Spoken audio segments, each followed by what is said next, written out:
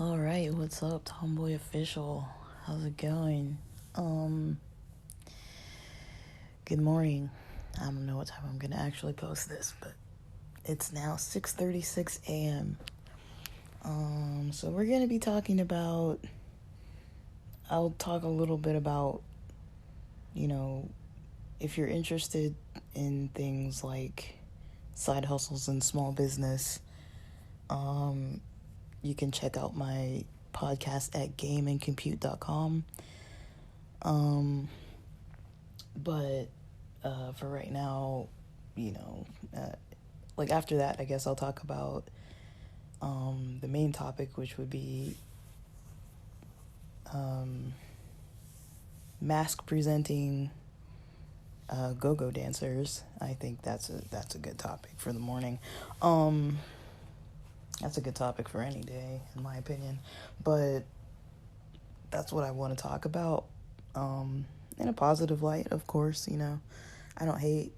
I hope you guys get that impression by now that I'm not here to hate on people's situations and their choices, especially artistic stuff and LGBT stuff. It's good to see things kind of changing and people getting into different, seeing how maybe at one point there was not really a lot of access to certain types of entertainment, and now there's plenty of access to it. But just seeing who it is that's doing the entertainment or hosting it and how it's going.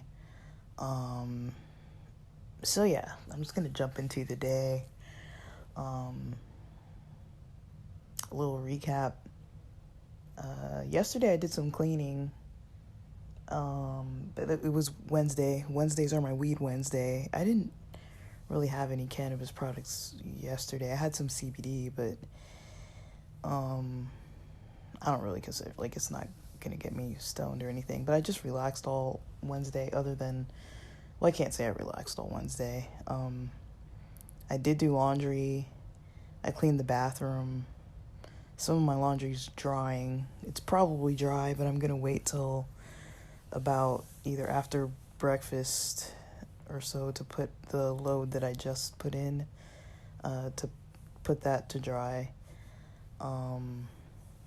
I air dry, hang dry my stuff, because our dryer's been broken for ages and nobody's gonna fix it. And it's I don't have to be anywhere in such urgency that I can't wait a day for my clothes to dry.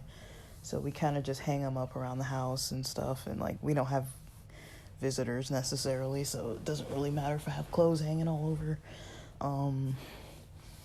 Mostly it's just me and my mom, and I keep my underwear and things kind of in a little corner area on this little rack, and then everything else. We have this wicker frame furniture, so I kind of put the cushions down and just hang it over the wicker frame. And we have these two couches and a small chair. Well, not small. It's kind of a normal sized lounging kind of chair. I don't know if it's outdoor furniture. I'm guessing it's not, because the cushions that came with it didn't seem like they definitely wouldn't have survived outdoor conditions. But it's really lightweight furniture. It holds up really well. We keep it in the front room of our house. When you first walk in the front door, there's this little lounge area with those couches and chairs. We don't really use that room too much unless it's Christmas. We have a Christmas tree there, or if my dad has guests over or something. It's kind of less formal, just to people can sit there or whatever. I've used it before, but when I used to have friends over and we play guitar, or it's kind of a space where it's we're not really watching TV, we're not really actually sitting doing anything in particular, we're just kind of chilling, temporarily chilling. So we kind of use that room sometimes like that.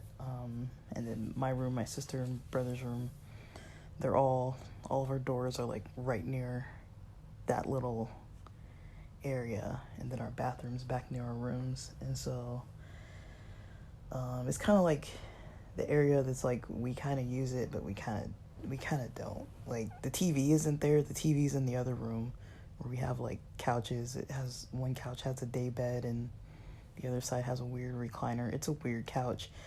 But yeah, the TV and all the entertainment system and stuff is in another room. But this area, we kind of just keep it it's kind of just a chill area.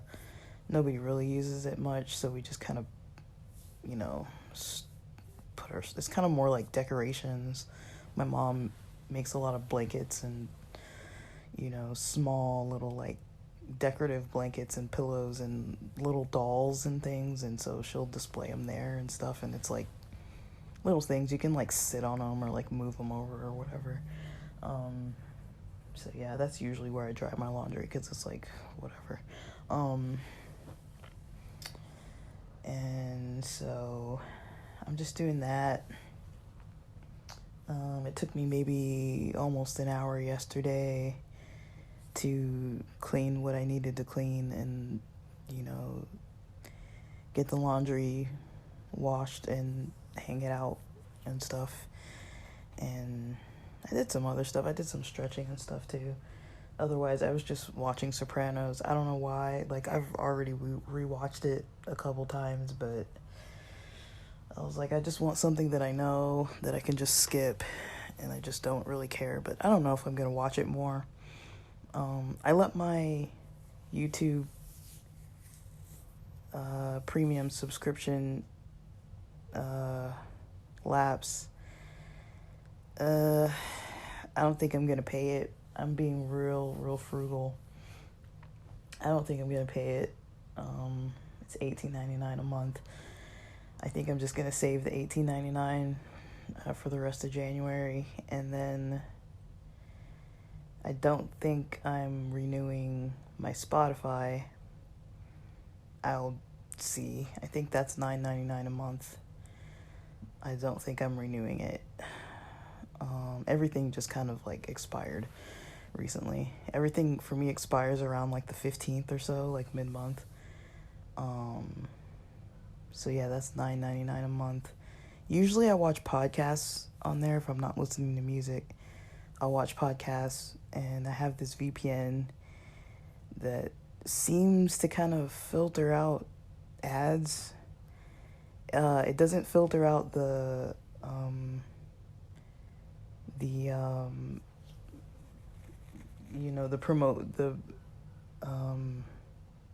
what do you call it? Like the promotions? Is that what you call it? Like paid promotions? I don't know what it's called. When people are like, sponsorships. So when people have sponsorships that are already like embedded in their content, they don't really, it doesn't filter that out, but it filters out the ads that are like placed, and so I can deal with that when I'm listening to long form podcasts. If you guys want to know what I listen to Joe Rogan. I listen to Bad Queers podcast. I kind of listen to Pants podcast. Kind of. I'm not like against it or anything. I don't know. Like, I like long form content and kind of like maybe a little bit on the topic. I guess Pants podcast is kind of like just lesbians talking about whatever they're talking about, which is fine. Like, I don't hate on it. I actually like the idea. It's just, I don't know. Sometimes I'm more serious with my podcast listening. I kind of like to learn a lot. And so instead of just like the chit chat kind of stuff, I kind of like to like listen to people talk about certain topics that I'm interested in learning more about. So that's just my own preference. But I like Pants podcast just because of,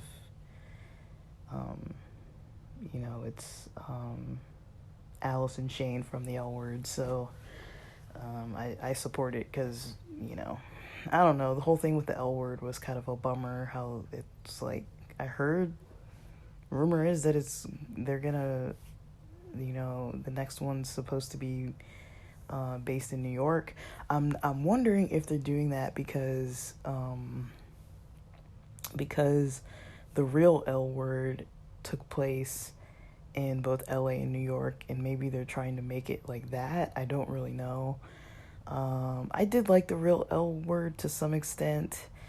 I didn't really like the exploitation of the sexuality aspect of it, because I feel like there was a lot of that. I feel like okay, shall I say this? I feel like Hollywood and whatnot, whenever they make these reality shows, I think I heard somewhere, and I may be so wrong on this, I may be very incorrect, but I think I heard somewhere, when somebody starts like drama or starts like fighting or starts like doing like sexual things on camera, that they get paid more for that. That's what I thought I heard. So they're kind of like incentivized to kind of like get into some kind of spicy or like dramatic situations. That's what I thought I heard about reality TV. And so that's why I was kind of like, I'm not really into it. Like, it's kind of like, I don't really want to, you know, I don't know. I mean, whatever. If they want to do it, let them do it. If they want to get paid to do it, like, whatever. But it just kind of was, to me, it was kind of like, the way I saw it was like, there's these mostly young women. They're trying to like make it work in these big cities. This is like back in the day, like it was like a long time ago. And most of them are kind of models, not really going for like a typical kind of like traditional college education, kind of like self-made, trying to kind of make it in LA or New York, whichever season it was, and trying to go these alternative routes of like either making like jewelry design, or like what do you call it when people do hair. I think someone else was part of like a team that was like makeup artists for like movies, or like horror films, like costume design type. I don't know what you call it, but it had something to do with like costume sets and like maybe horror movies and things like that. And like a lot of them were modeling or trying to model. I remember that one lady, Claire, I think she was trying to like make a website or a magazine or something, some kind of queer magazine. She didn't really seem to have a real plan going on, but a lot of them were basically models in the first place. And so just taking it from that standpoint, where it's like they're trying to get a foot in the door in an industry in LA, in entertainment for the most part. And I felt it was a little exploitative. That was my opinion. I liked that it was the only show of its type, but I did kind of notice there was a bit of exploitation to it, just because like the age of them, like most of them were like 20s, and trying to like, some of them were working at like as cashiers or like whatever. Not that it's like bad jobs, but it's like you could see there was definitely a financial struggle. It was definitely realistic LA wise, like having all these people as roommates and all this kind of stuff. Like I'd say that was pretty realistic. And so, and that was like before the economy turned and got to what it even is now, how it's way more expensive now.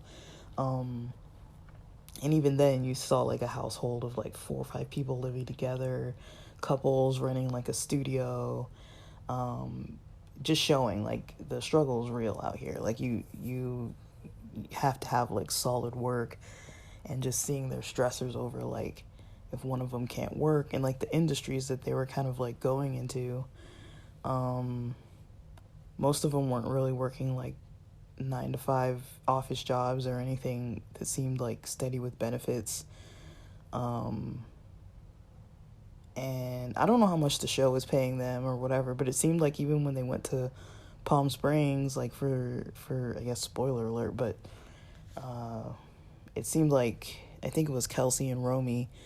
I don't know if they had like money. It seemed like they kind of didn't really have money or whatever, and like somebody was trying to like, they were trying to check in, and like they were hosting an event, and they were saying that like, I guess they thought that they were going to get reimbursed, or that the event was going to check them in, but you know, for some reason they had to like pay to get checked in or whatever.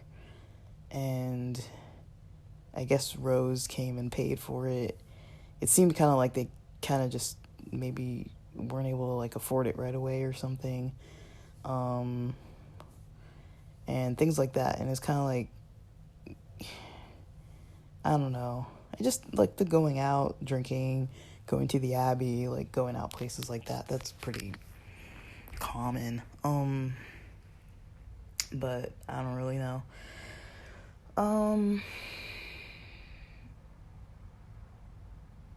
But yeah, so I would say, I don't even know how I got on that topic, but yeah, if the L Word's coming back, but it's going to be New York, I'm wondering where the story's going to go, if it's going to be a completely new cast again. I don't really know. Maybe they're trying to mimic like the real L Word, because yeah, I don't really know. Maybe not, but maybe.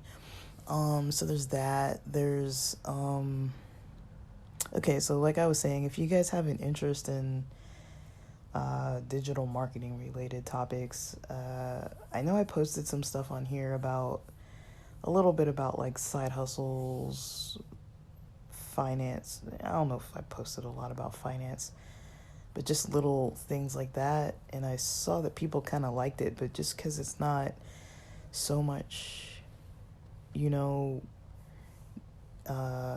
tailored for the LGBT niche that I kind of post on here. I mean, I do post that stuff on Game and Compute. I post it all the time. Not all the time. I post here probably more than on there. I only post on there when I have like direct topics to talk about, and I almost rarely have direct topics to talk about on there. I post basically if I'm working on a project, or just if I'm posting, if I have a project that I'm posting for the podcast. Like right now I'm posting about, you know, how people can get customers for their business, their small business, if they're like in a certain niche. It's kind of general because I'm not picking like a specific niche to post about, but I'm posting about kind of just how people can get there, like get customers in a digital way.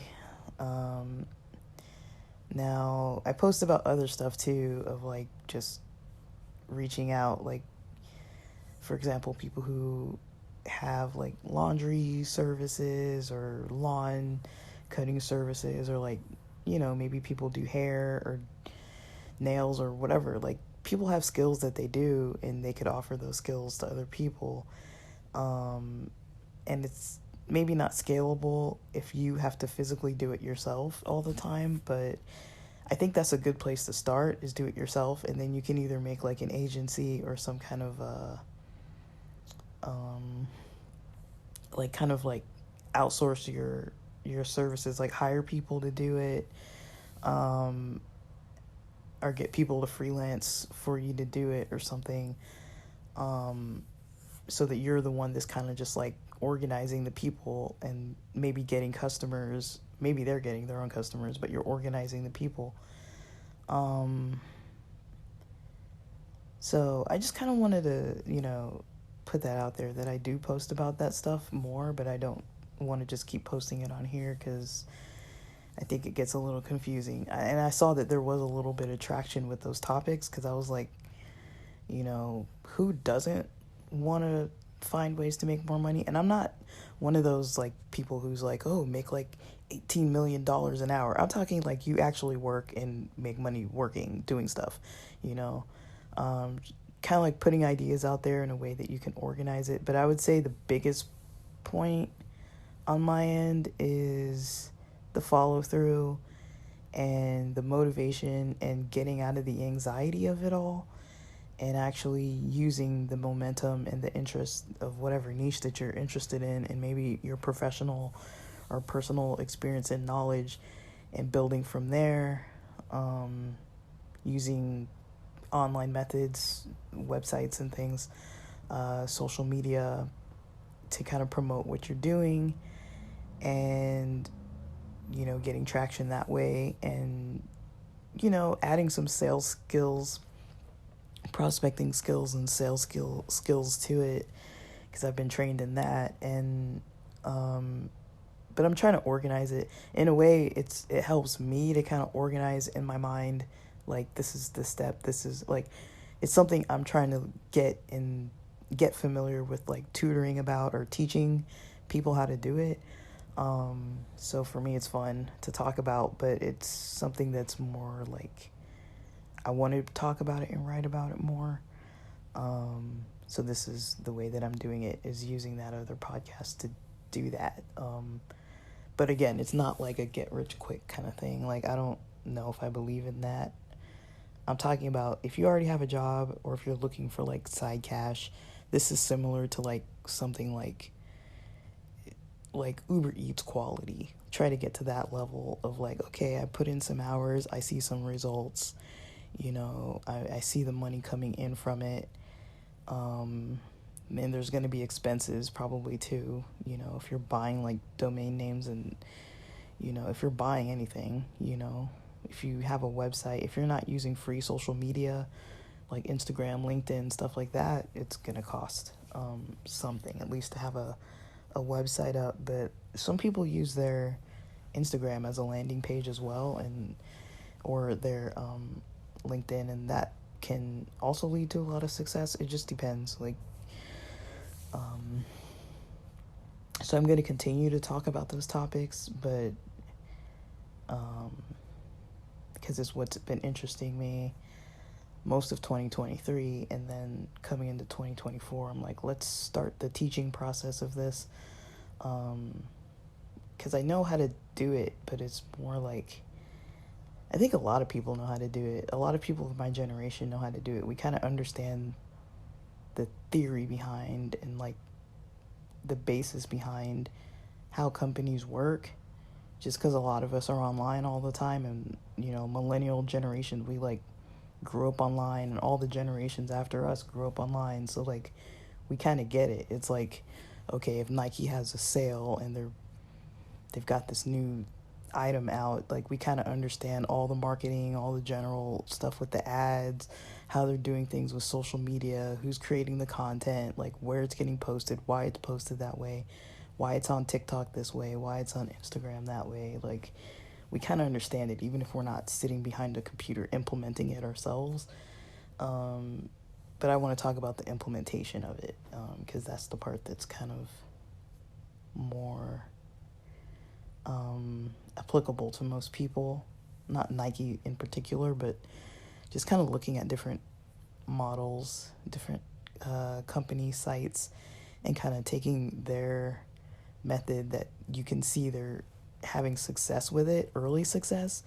So I'm trying to look at early success websites, sites that are actually making sales, and kind of determine, like, I can't fully determine how much traffic they're getting and stuff. Like, I have ways to look it up and everything, but I can't determine how much they're actually making. But just sites that I know, that I see that people are getting orders, just because they talk about it. And so I'm not talking about these sites where it's like people are opening up some like Shopify e-commerce store and making like, saying they're making like $3 million a week or something, selling like fidget spinners or something like that. Like, I'm not talking about that. I'm talking about like actual real scenarios where people are actually, building a brand, and how other people can do it too. And it's free. Like, I'm just freely talking about it. I'm not selling anything. Not specifically with the podcast anyways. But yeah, like I've had some success with it, and I just want to teach other people to do it too. And talking about mistakes I've made that, lost me money, or things that, were maybe impulsive decisions that were kind of, learning experiences. But yeah, I'll post a link below in case people have an interest in that, because it seems like people wanted to know more about that type of thing. But I don't want to spend this whole entire podcast talking about it, because it kind of takes things off topic. So if you want that information, it'll be over there. And there's probably no LGBT specific details on there, but I mean, I'm the one who's posting it, so I mean, some of the sites that I refer to, though, I do notice there is an aspect of prejudice. So it's kind of one of these things where it's like, like, for example, I like certain cultures that I learn about. I have an interest in learning about cults, and an interest in learning about high demand religions. And some of these people, I started following their content when they left these religions, and now they've joined like some other thing, and they're maybe like born again Christian, but like from some evangelical perspective, where it's like, you can tell they're going to be, not typically, that's not the right word, but with that tradition, they do tend to be a little on the prejudice end with, against the LGBT community. But just because somebody is prejudiced doesn't mean that their brand isn't going to be successful. And I try to kind of mention that, it's not really what I believe. It's more so we're looking at their website, they're selling some product, or like, I think we looked at a website where someone is selling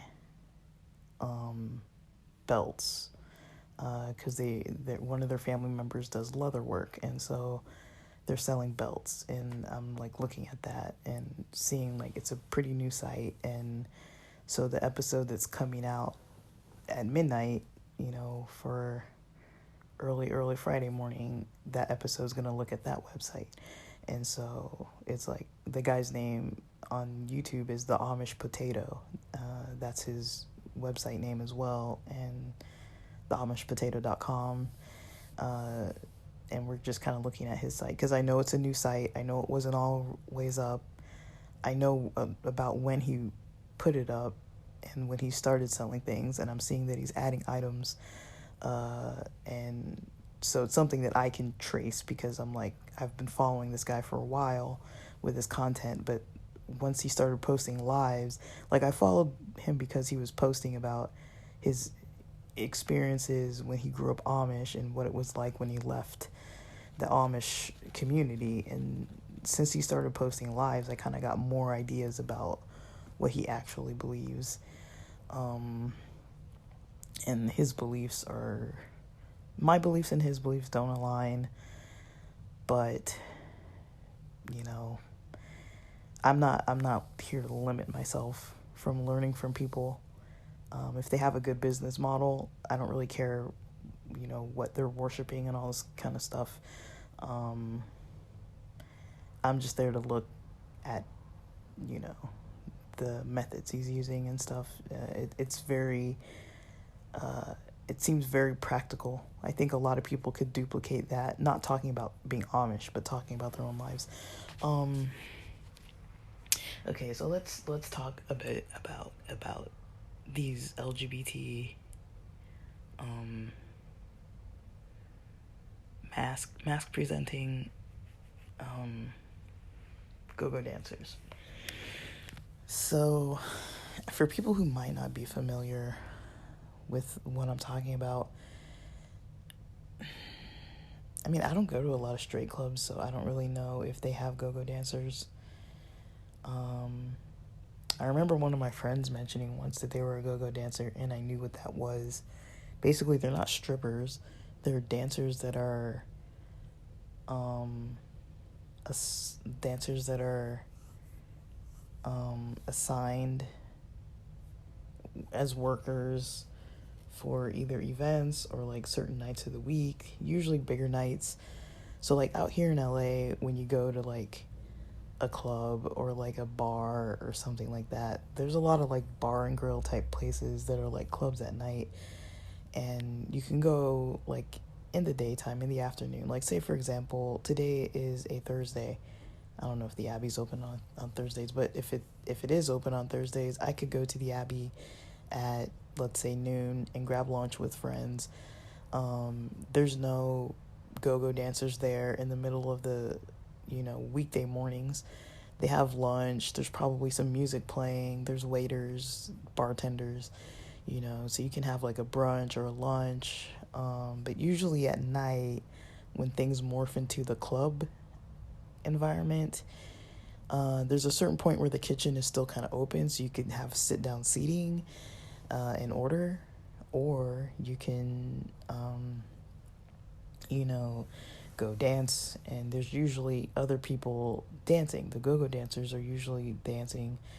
They're kind of like performing, but at the same time, a lot of times they don't like put the spotlight on them unless it's like some specific event or something. But you kind of see them dancing. I think they kind of get the environment kind of interested. They get people interested in dancing. Or you can just watch them dance. Like they usually have some form of clothing on. I'd say like bathing suit / underwear type of clothing. So they're clothed. They're not like nude, but they're dancing. Usually on a platform. There might be poles. There might be all kinds of stuff, and they're just dancing around. And it's part of the environment. I don't know if straight clubs have this. I've been to a lot of straight bars, but not straight clubs, and I've never been to a straight club that has go-go dancers. I don't know if they exist. Maybe they do. I just don't know. I don't go to them that much to know. I'm not familiar. But usually what you see is, guys. It's usually guys, because most LGBTQ clubs tend to cater towards, straight white males. You've seen that change over the years where they've gotten more diversity, more kind of body figure kind of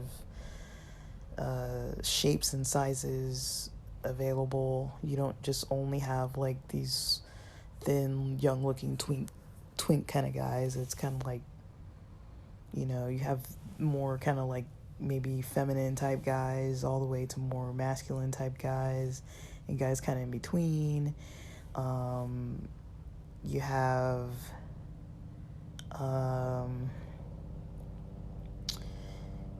usually they're wearing, a lot of them have, not all of them, but a lot of them wear like a harness of some kind. A lot of them wear, and that can be representative of,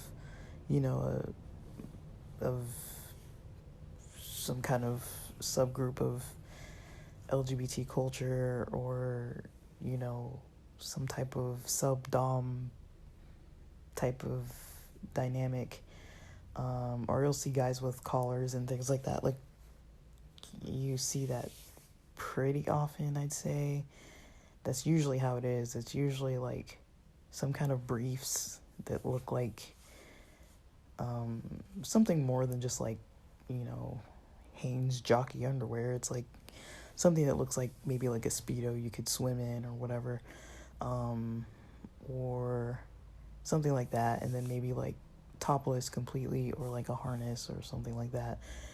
That's pretty common to see. And then you usually see them like on the stage near the DJs or in other areas of the bar or club, and they're just dancing around by themselves. Sometimes you see them, I know in San Diego they have a lot of them that give like Jello shots and stuff, and they're really friendly. There's always like these same couple dudes that like they'll take pictures with people, or they're kind of flirty, and they like, have people buy like Jello shots or different types of things that they sell off of a tray or whatever. And, you know, that's pretty common. Now, I don't really know if that exists in straight clubs. If it does, it's probably like some woman doing it. But usually at gay clubs, it's usually, you know, cis males. The majority of them are Caucasian. It might depend where you go, but that's the majority from my experience. And then you have either ladies' nights or pride events or the very occasional lesbian bar or club where you'll have, you know, lesbian dancers.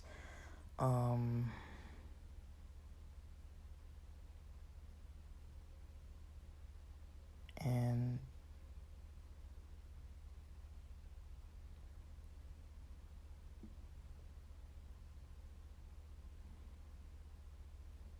you know, they'll usually be up like dancing around. Sorry, I thought I heard something.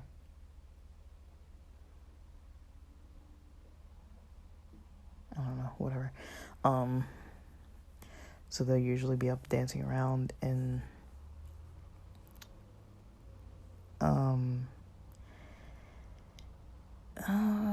I've seen people give them money, but usually they're kind of like in the background as well, or there might be like a time of night where they come out. Like I know Riches used to do this ladies' night. It used to be Thursday nights. I think it's now Sunday nights, and they have them come out. At least they used to.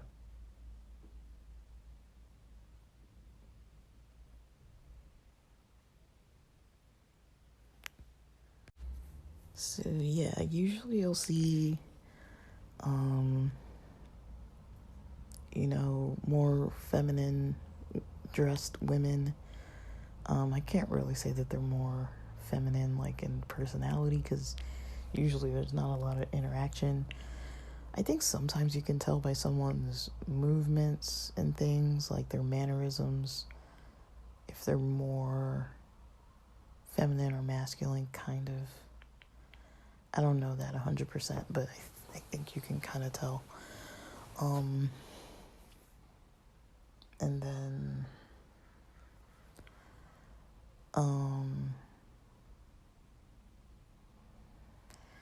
that's mostly what I've noticed is for the most part that's common.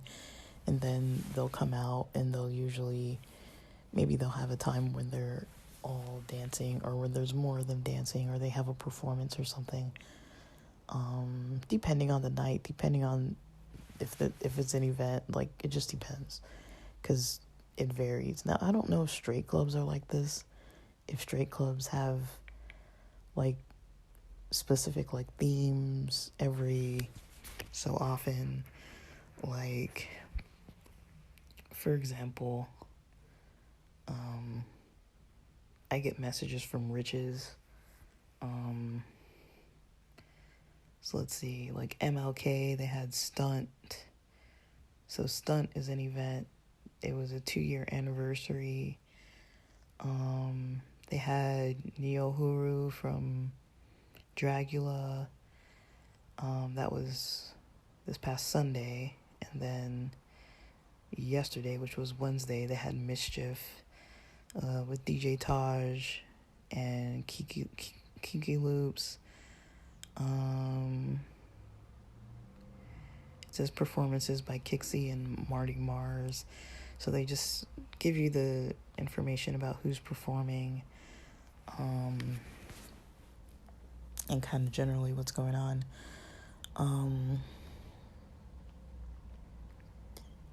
And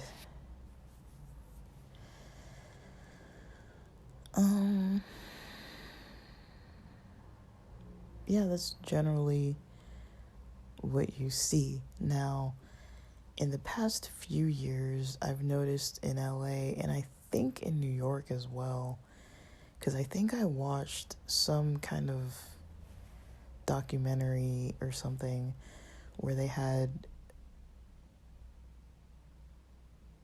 a masked female dancer at a club.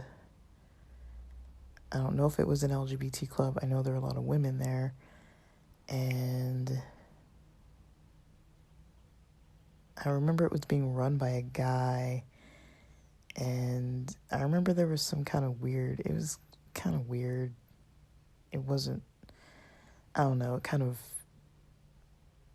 was maybe like a conflict of interest kind of thing. It seemed like the guy who was running the show was trying to like pressure the dancer to let other females like grope her and stuff, and she kind of wasn't into it. And I don't know if they kind of went back and forth about it or something, but things like that I'm just like, that's disgusting.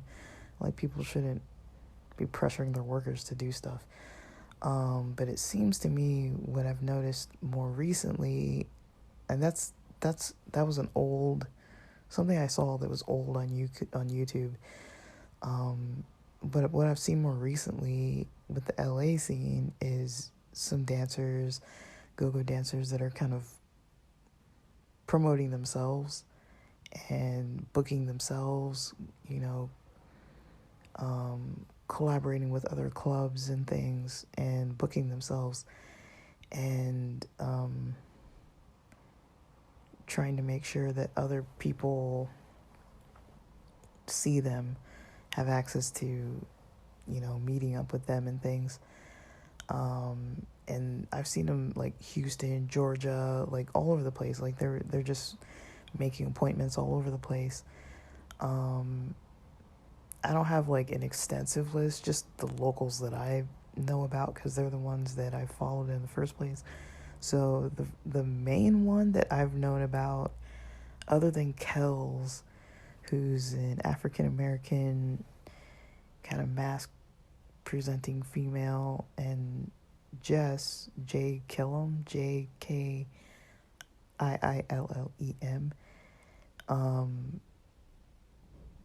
who does videography, photography. I think Jess now has a studio somewhere in LA where people can rent it out, book it. And for a while now, for like ages, she's been doing like freelancing with like video and stuff. I think at the beginning of 2024, like a week or two ago, I think I saw a post by her, how she was saying like she's been working for how many years, like working for herself and like all that kind of stuff. And I've always admired her work. She kind of talks about, female sexuality, mask presenting females, kind of that kind of life. She's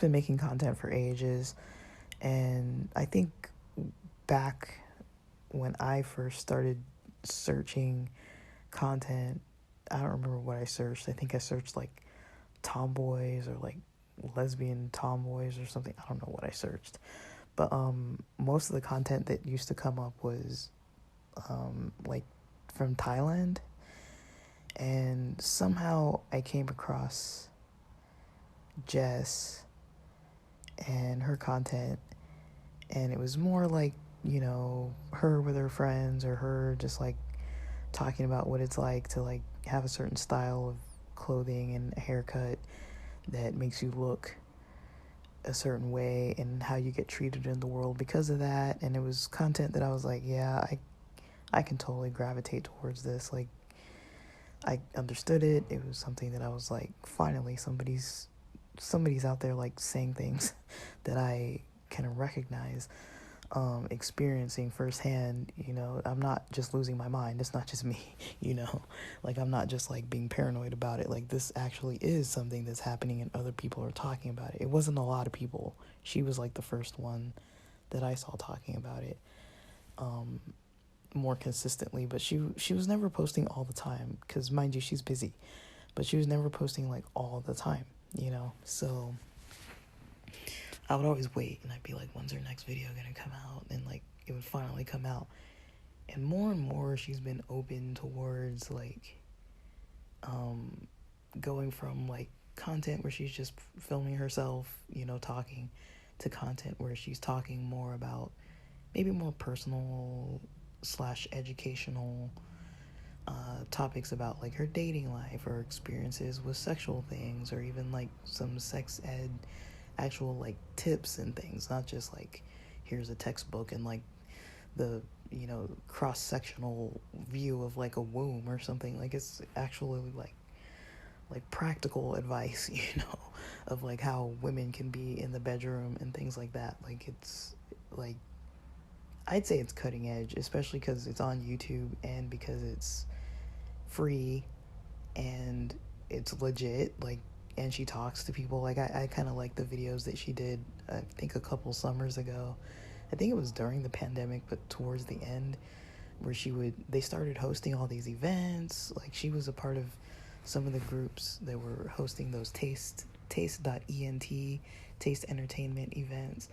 And they were basically queer women events, or people who identify as women could come to these events. And, you know, it was just a lot of people. And people could come in, people could, you know, it was just like parties, like white parties, like whatever, like Halloween party, 90s parties, like whatever the theme was. And because there are no lesbian clubs, it's basically lesbians making events for women. There's like Women Who Love Women, WLW, you know, like, and they were making all these events all over LA. I think they still have them like pretty regularly. And they have like a rotation of like the same DJs and stuff, and like they just come out and like do stuff pretty routinely. I think almost at least once a month. I don't really know how often, but stuff like that like, it's like this stuff did not exist until they built it themselves, you know. And so having events like that where people can go to and, you know, meet other people, just creating spaces where it's like spaces for women to meet other women, and you start seeing stuff like that. And then I think through those events, her and some other people started dancing. And I guess the names that come to my mind first are Alexa Legend. So she's on Instagram. I think it's alexa.legend. There's Lexi Peters with 2 S's. Lexi Peters also has a free area of her OnlyFans page. Just, you know, check it out if you want to. It's free. She has a subscribe too, and I think Jess, she also has a subscribed OnlyFans. I think Alexa Legend might, but I can't remember.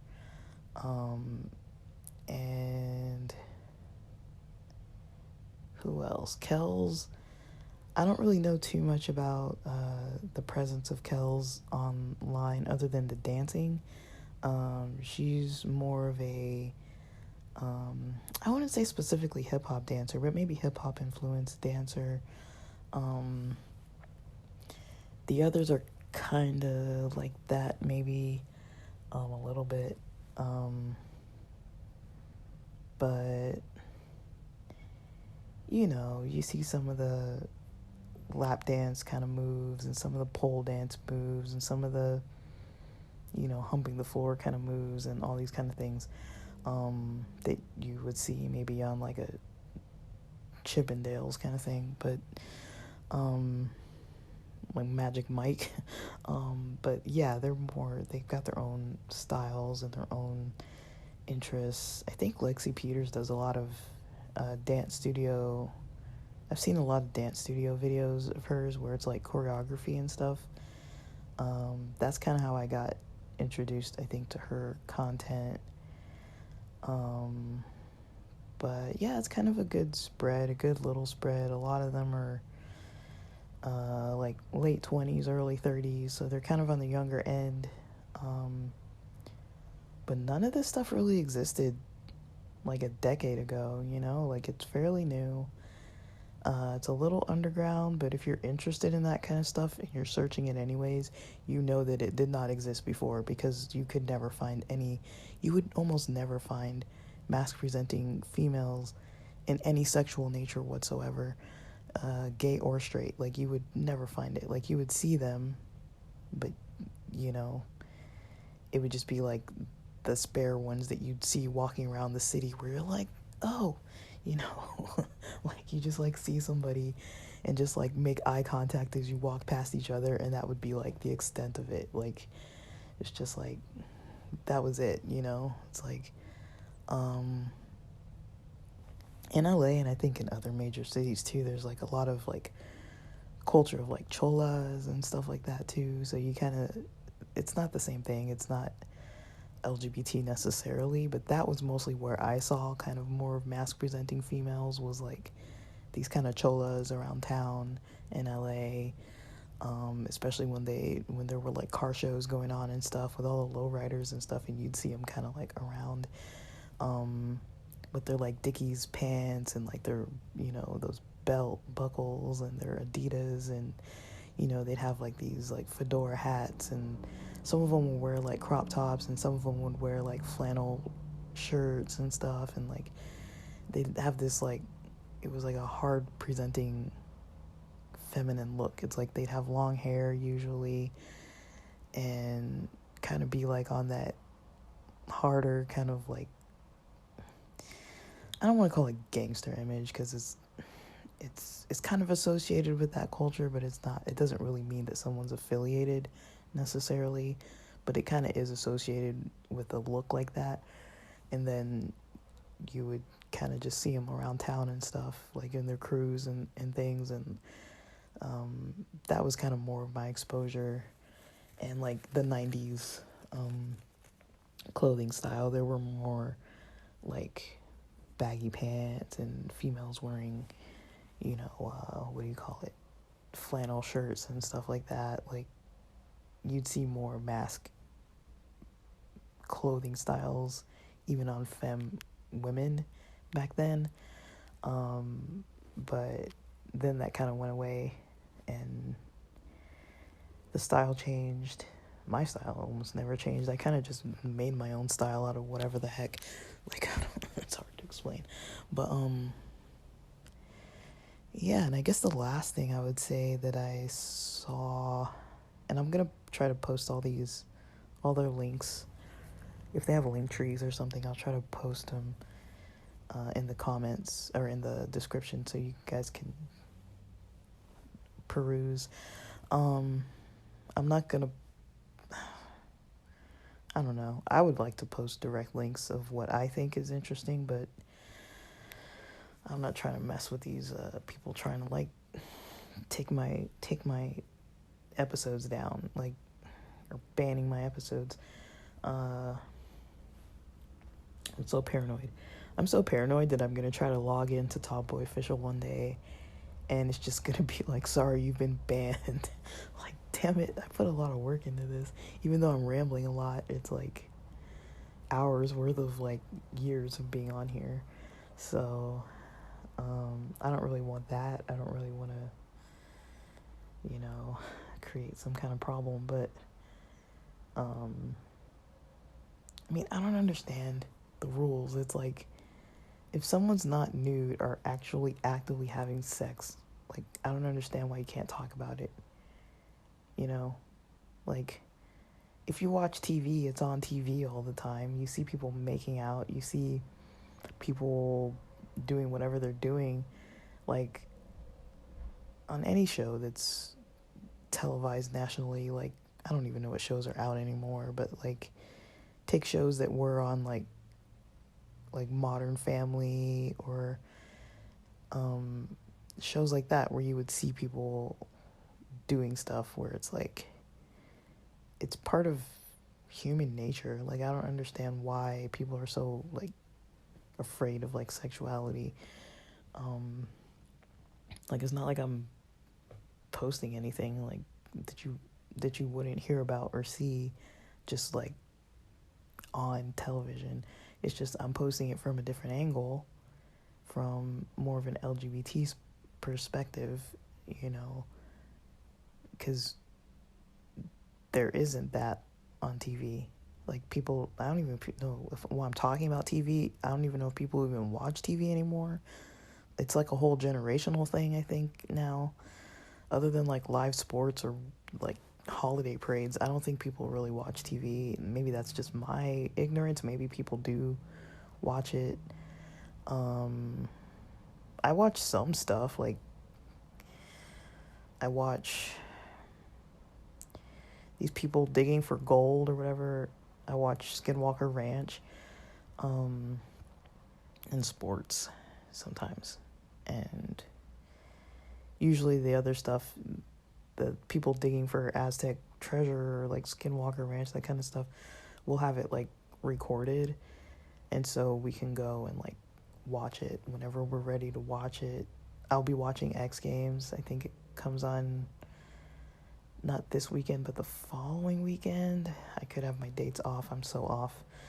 But it's coming up soon, within the next week or two. I'll watch that. But yeah, I don't really think I'm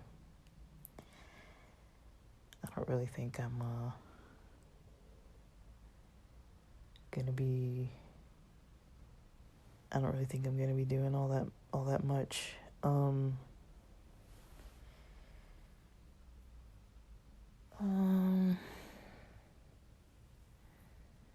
That's kind of how I don't know. I don't know. But I feel like a lot of people have televisions. I mean, once I move, I'm not gonna have a television. I don't really want one. If I do have one, it'll be for video games. I just need a good monitor. I don't really need a TV per se. But yeah, like, I would say another thing that I've seen rarely, but I'm glad to see, but it's rare. I've seen people who've had, I don't know what you call, like, I guess a double mastectomy, like people who've had like top surgery, kind of tending bars, and you know, you could see kind of like the surgery marks and stuff, and you know, they'll be topless, you know, tending bars and things like that. That's kind of something common in San Diego. At Gossip Grill, there are a couple bartenders like that, and I don't know if I've seen that many go-go dancers like that. Like, maybe I have seen a few, maybe one or two. Not a whole lot, but yeah, I've seen some people, and I don't really know. I'm just trying to see kind of what I think about it. I'm like, I'm not trying to do that. Hats off to those people. They're very courageous, brave people putting themselves out there. I already have enough trouble dancing in public as it is. That's hard enough for me. So if I was trying to like take off my clothes doing it or whatever, or not have all my clothes on while doing it, I do not think that would be the role for me. But I applaud people who do it. Like, I think it's a pretty interesting thing. I don't know how much money they make. People say different things, that, you know, they do it because they like the dancing and they like the experience of it, not so much that they're making a lot of money out of it. That's what I've heard them say. But I don't really know. But I think it's cool. It's a pretty cool hobby. Or if people do it for work, I think it's cool. And yeah, they get tips. I don't know if they get like an hourly rate or something. Like, I hear it's tiring because you're dancing for like hours and like you have to be really flexible and stuff. And I've heard some of the Masc presenting or kind of more STEM kind of dancers say that, you know, they get to kind of mingle with the femme dancers and they kind of like that environment. It, you know, just a lot of women. And it sounds like a good time. Like, it helps contribute to other people having fun in their environments. But yeah, I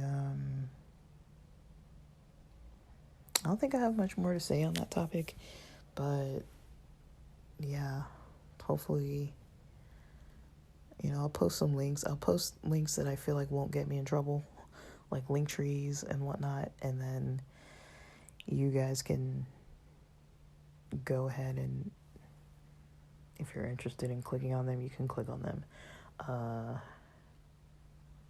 I don't know what else to say about that, but with that, that's it for now. I gotta get on with my morning. Thanks for listening.